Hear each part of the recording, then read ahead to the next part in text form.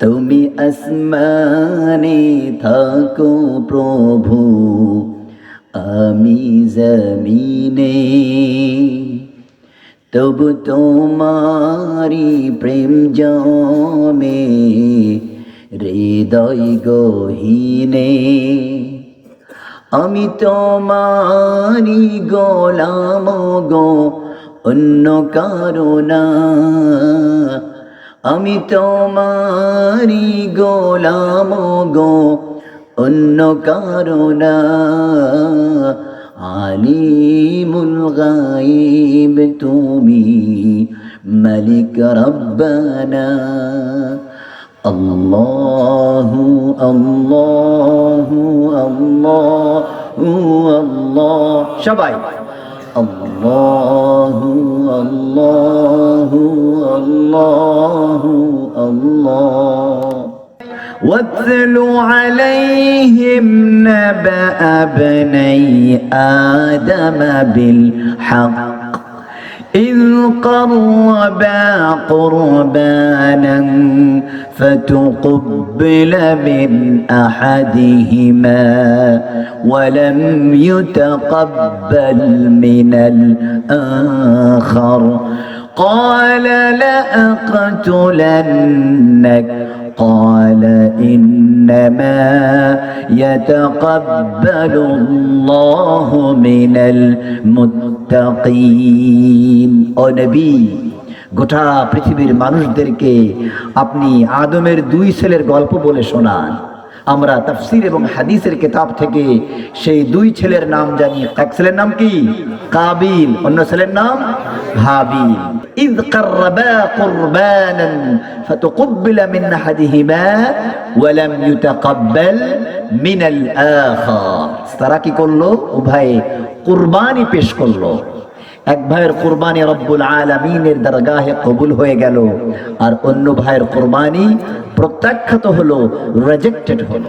যেই ভাইয়ের কুরবানি মারদুদ হয়ে গেল, রিজেক্ট হয়ে গেল, প্রত্যাখ্যান হয়ে গেল, সেই ভাই বলল লাআকতুলান্নাক।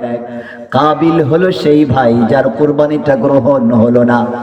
সে হাবিলকে বলল, হাবিল তোমাকে আমি জানি মেরে দিব। হাবিল কি করলেন?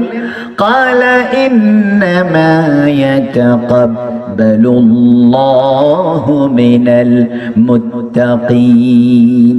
হাবিল বললেন, এখানে আমার ব্যক্তি হাবিলের তো কোনো ইন্টারফারেন্স নাই তোমার কুরবানি কবুল না হওয়ার ব্যাপারে। রব্বুল আলামিনের সুন্নাত হলো, তার নিয়ম নীতি হলো, মুত্তাকি বান্দা যারা কেবল তাদের কার্যক্রম, তাদের আমলগুলোকেই তিনি কবুল করে থাকেন। সুবহানাল্লাহ। What is the reason behind this decision? সে কেন আপন ভাইকে হত্যা করতে গেল? এটা বুঝতে আমাদের একটু পেছনে ফিরে যেতে হবে। কি করতে হবে? পেছনে, মানব ইতিহাসের শুরুতে নবীজি সাল্লাল্লাহু আলাইহি ওয়াসাল্লাম আমাদেরকে জানান দিয়েছেন, প্রথম দিকে বাবা আদম আলাইহিস সালাতু ওয়াস সালামের যত সন্তান হতো, জোড়ায় জোড়ায় হতো, একজন ছেলে তার সাথে একজন মেয়ে, এভাবে জোড়ায় জোড়ায় ভাই বোনের জন্ম হতো। এই জোড়ার বোন আর ওই জোড়ার ভাই, এইভাবে করে বিবাহ হতো। সব তো ঠিকঠাক মতো চলছে। চলতে চলতে হাবিল আর কাবিলের ক্ষেত্রে যখন এলো, হাবিলের সাথে যেই বোনের জন্ম হলো, তার চেহারা অত সুন্দর নয়, অত চমৎকার নয়, অত কমনীয় মোহনীয় নয়। আর কাবিলের সাথে যেই বোনটির জন্ম হলো, তা বড় হ্যান্ডসাম, বিউটিফুল, অ্যাট্রাকটিভ। এই বোনের চেহারা বড় সুন্দর। বিবাহের পালা যখন এলো, তখন কাবিল ঘুরে দাঁড়ালো। কাবিল বলে, আমার বোন আমার হক বেশি, তোমার বোন তো কালো, ওই বোনকে আমি বিয়ে করব না। নাউযু বিল্লাহ। কাবিল বলছে, এই কালো তো আমি বিয়ে করব না, যেটা আজকের সমাজে অনেকেরই সমস্যা। We are the beauty worshipper. আমরা হাসান প্রুস্ত লোক, আমরা সৌন্দর্যের পূজারী, কিন্তু কোয়ালিটির পূজারী না। Islam talks always of the quality, not of quantity or outer appearance. Islam সব সময় গুণের কথা বলে, মানের কথা বলে, বাহ্যিক দিক নিয়ে ইসলামের অতটা কনসার্ন নয়। সুবহানাল্লাহ। একটা পর্যায়ে যখন আদম আলাইহিস সালাম ইন করলেন, হাবিল কাবিলকে নিয়ে বসলেন, বললেন দেখো তোমরা যেহেতু এই আর্ট ধরে বসেছো, এক কাজ করো, তোমরা কোরবানির অ্যারেঞ্জ করো। কি করো? কোরবানি অ্যারেঞ্জ করো। যার কোরবানিটা গ্রহণ হবে সেই সুন্দরী ওই বোনটাকে বিয়ে করবে, আর যার কোরবানি প্রত্যাখ্যান হয়ে যাবে সে ওই সুন্দরী বোনকে বিয়ে করতে পারবে না। যেই কথা সেই কাজ। হযরতে আদম আলাইহিস সালাতু ওয়াস সালামের দুই ছেলে কোরবানি দেওয়ার জন্য তাদের জিনিসগুলো এনে হাজির করলেন। হযরতে হাবিল তিনি বকরি, ভেড়া এইগুলোর পেশা ছিল তার, তিনি এগুলো চড়াতেন, এগুলো দিয়ে তার জীবিকা হতো। হযরতে হাবিল তিনি একটা দম্বা বা একটা বকরি এনে হাজির করলেন। অপরপক্ষে কাবিল সে চাষবাস করত। চাষবাসের ওই কিয়দ অংশ, খুবই ছোট্ট নগণ্য একটি অংশ এনে কোরবানির জন্য পেশ করলেন। দেখা গেল রব্বুল আলামিনের পক্ষ থেকে এক বিশেষ আগুন এসে হাবিলের কুরবানিটাকে গ্রহণ করলে তা পুড়িয়ে ফেলল। কাবিল যেটা রেখেছিল সেটা ওইভাবেই পড়ে রইল। রব্বুল আলামিন বলছেন ইন কাররাবা قربانا فتقبل من أحدهما ولم يتقبل من الآخر। رب العالمين বলেন দুই ভাই কুরবানি পেশ করলো, এক ভাইয়ের কুরবানি গ্রহণ হলো, কবুল হয়ে গেল, আর অন্য ভাইয়ের কুরবানি গ্রহণ হলো না। কারণ কি? কাবিলের কুরবানি গ্রহণ হলো না, হাবিলেরটা হলো। কারণ কি? মুফাসসিরিনে কেরাম অনেকগুলো কারণ বলেছেন, তার মধ্যে অন্যতম একটি কারণ হলো হযরতে হাবিল আলাইহিস সালাম তিনি তার যে বকরি ভেড়ার যে বিশাল পাল ছিল তার ভেতর থেকে উৎকৃষ্ট যে বকরিটা তিনি সেটি এনে কোরবানির জন্য হাজির করলেন। সুবহানাল্লাহ। যেই বকরিটা তিনি কোরবানির জন্য পেশ করলেন এটি ছিল তার কাছে দি মোস্ট বিলাভেড ওয়ান, তার সবচেয়ে প্রিয় বকরি ছিল এটা। অন্যদিকে কাবিল অত্যন্ত কৃপণ, অত্যন্ত বখিল। সে তার যে শস্য দানা রয়েছে অত্যন্ত অতি অল্প পরিমাণের কিছু শস্য দানা এনে কুরবানির ওই স্পটে এনে রাখলো, কিন্তু দেখতে পেল বড় একটা শস্য দানা একটু ভালো মানের একটা ভুলে ওর ভেতরে পড়ে গেছে। সে সেটাকে টান দিয়ে বের করে এনে খাওয়া শুরু করে দিল। মানে ভালো কোনো কিছু এখানে সে দিল না, সবচেয়ে গুণগত দিক দিয়ে লো কোয়ালিটির যা তাই এনে সে হাজির করলো। রব্বুল আলামিনের সুন্নাত হলো لن تنالوا البر حتى تنفقوا مما تحبون। তোমরা নেকি হাসিল করতে পারবে না, তোমরা রব্বুল আলামিনের কুরবত হাসিল করতে পারবে না যতক্ষণ না পর্যন্ত সেই সম্পদ থেকে দান করো যা তোমরা ভালোবাসো, মহব্বত করো। অনেকগুলো কারণের এটি একটি অন্যতম কারণ যে কাবিলের কুরবানিটা আল্লাহর দরগাহে কবুল হলো না। এই যে তার কুরবানি কবুল হলো না, হাবিলেরটা হলো। এই কুরবানি কবুল হওয়া না হওয়ার ঘটনার মধ্য দিয়ে কাবিলের দিলের গভীরে এক ভয়ঙ্কর ভাইরাস বপিত হয়ে গেল, নাউযুবিল্লাহ। সেই ভাইরাসের নাম করোনা না, সে ভাইরাসের নাম হিংসা। কি? হিংসা। কারণ এই হাবিলের কুরবানি যখন কবুল হয়ে গেল তখন এই কবুল হওয়ার কারণে হাবিলের নাম পাড়ায় গ্রামে সমাজে সমাজে তার গুডউইল, তার নেম ফেম খ্যাতি ছড়াতে থাকলো।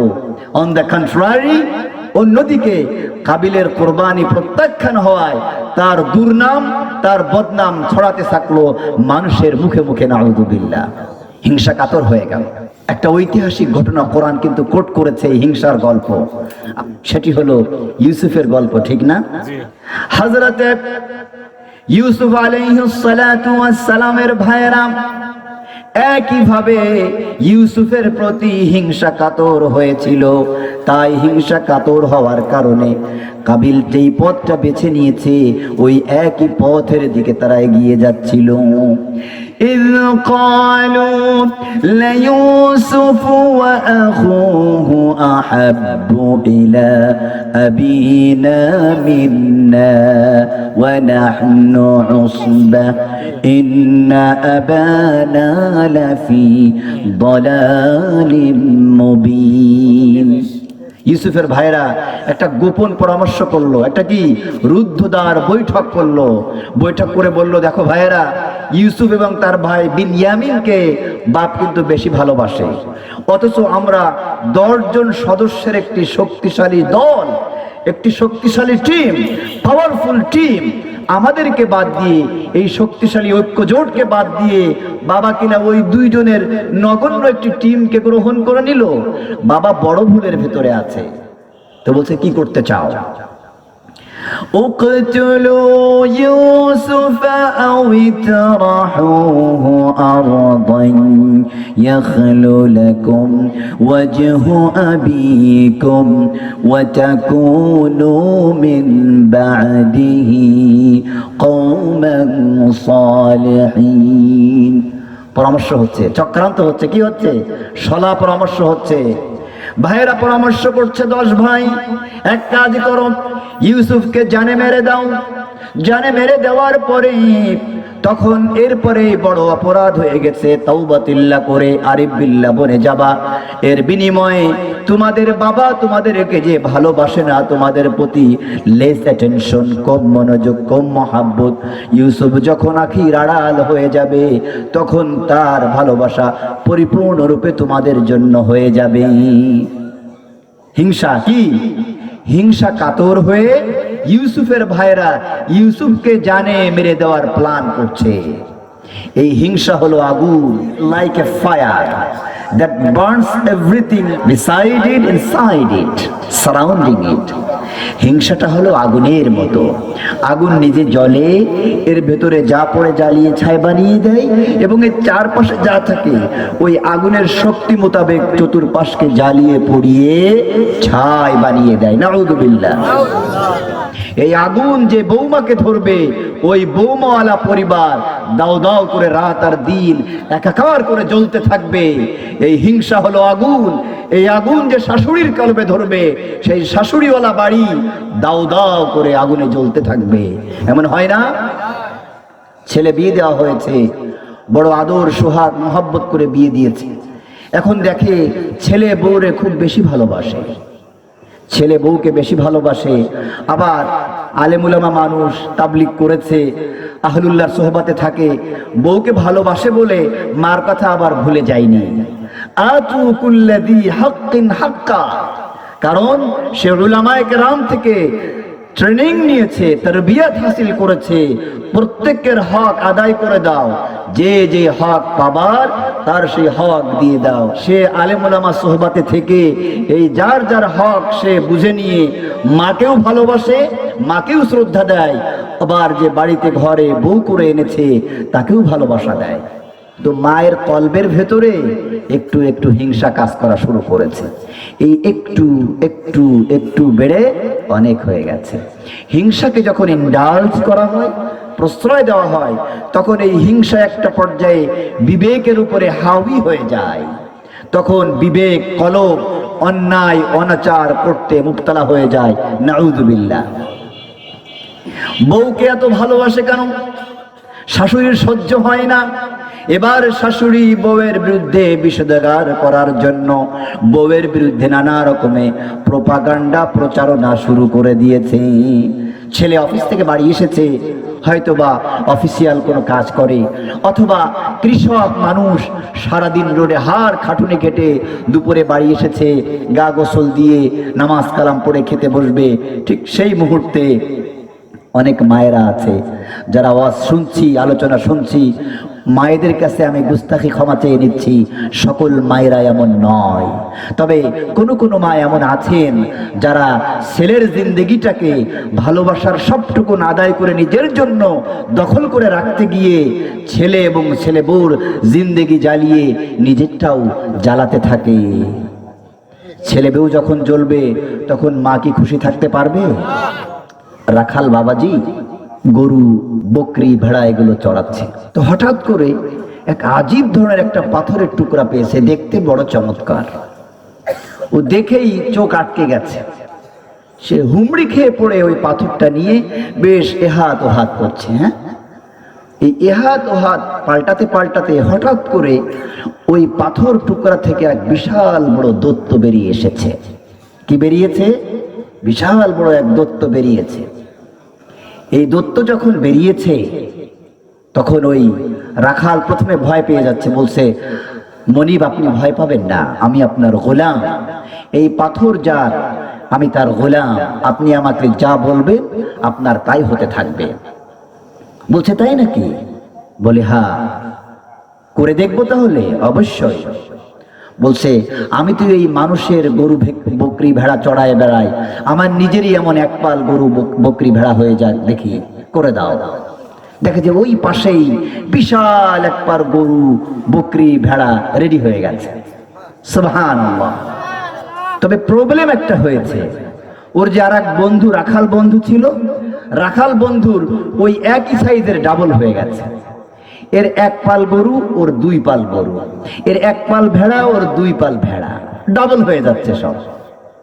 চিন্তায় পড়ে গেছে। বলছে কি ব্যাপার, আমি তোমাকে করতে বললাম আমার জন্য এক পাল গরু এক পাল ভেড়া, আমার বন্ধু তো ডাবল হয়ে গেল। বলল মনিব একটা সমস্যা আছে, এটা হলো সিস্টেম লসের কারণে, যে আমি তোমার জন্য যা কিছু একটা করব তা তোমার বন্ধুদের জন্য, পাড়া পড়োশির জন্য সবার ডাবল হতে থাকবে। সর্বনাশ।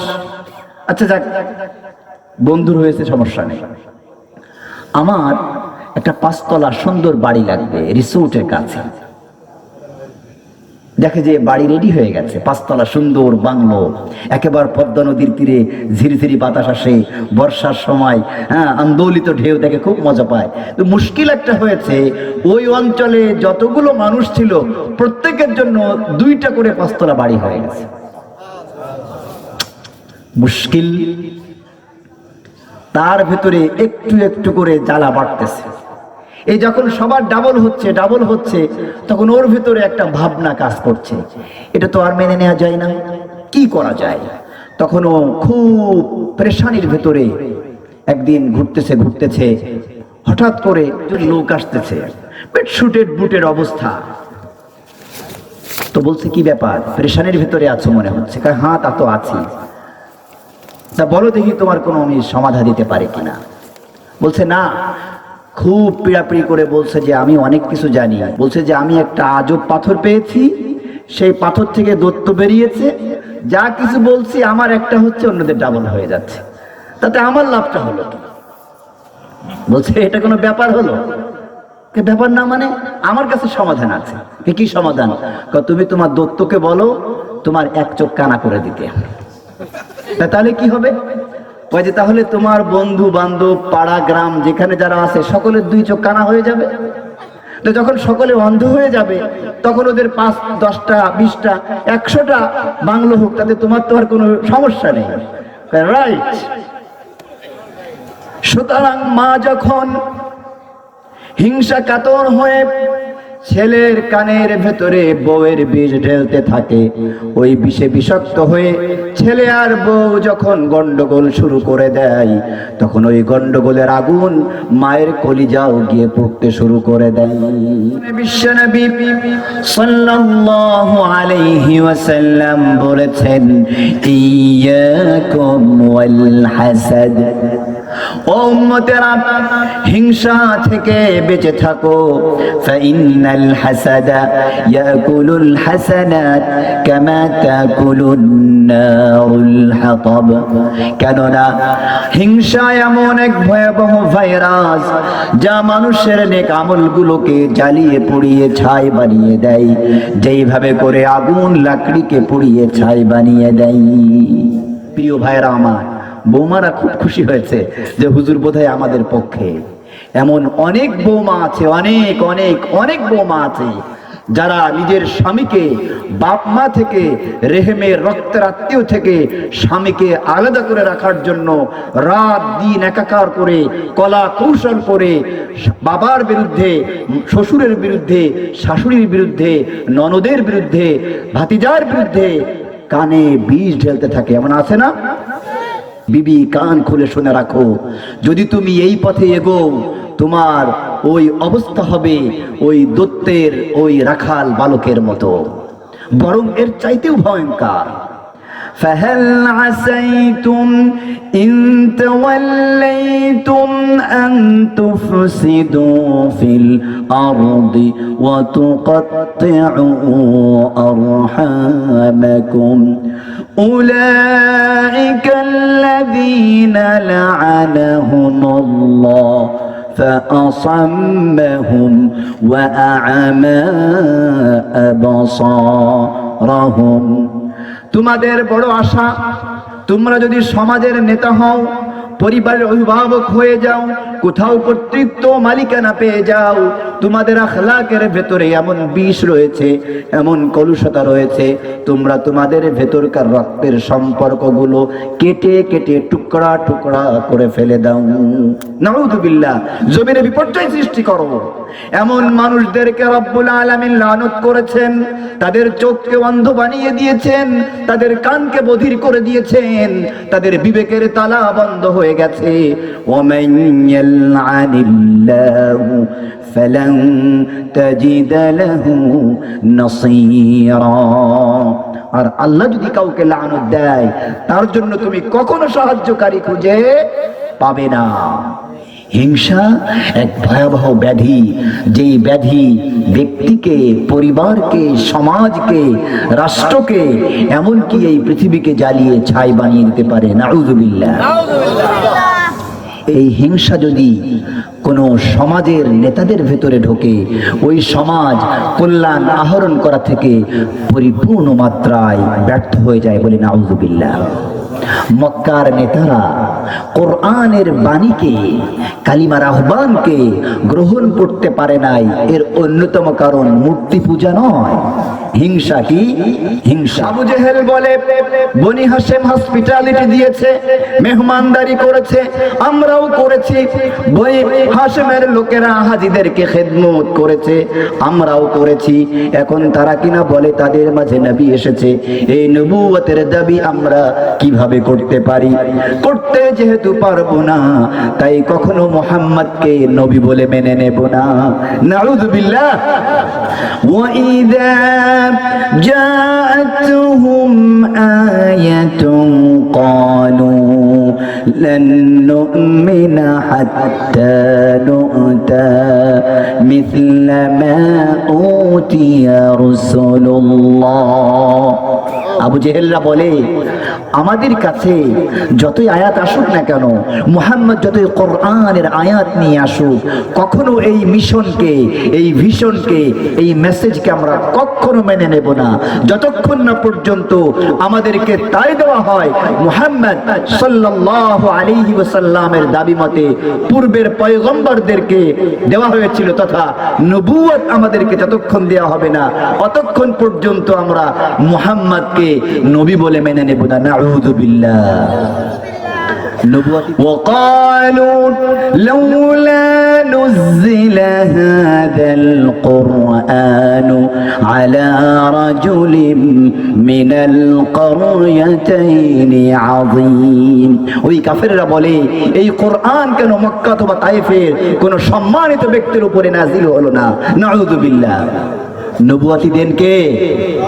নবুয়তি দেবার মালিক কে? আল্লাহু আ'লামু হাইসু ইয়াজআলু রিসালাতা। আল্লাহ জানেন তার নবুয়তের দায়িত্ব কাকে, কোথায়, কখন, কিভাবে দিতে হবে। সুতরাং এখানে ওই হিংসার একই ব্যাধি আবু জেহেলদেরকে ব্যস্ত করে রেখেছে, যার কারণে তারা কোরআনের আহ্বানকে, নবী মুহাম্মদুর রাসূলুল্লাহ সাল্লাল্লাহু আলাইহি ওয়াসাল্লামকে মানতে পারে না।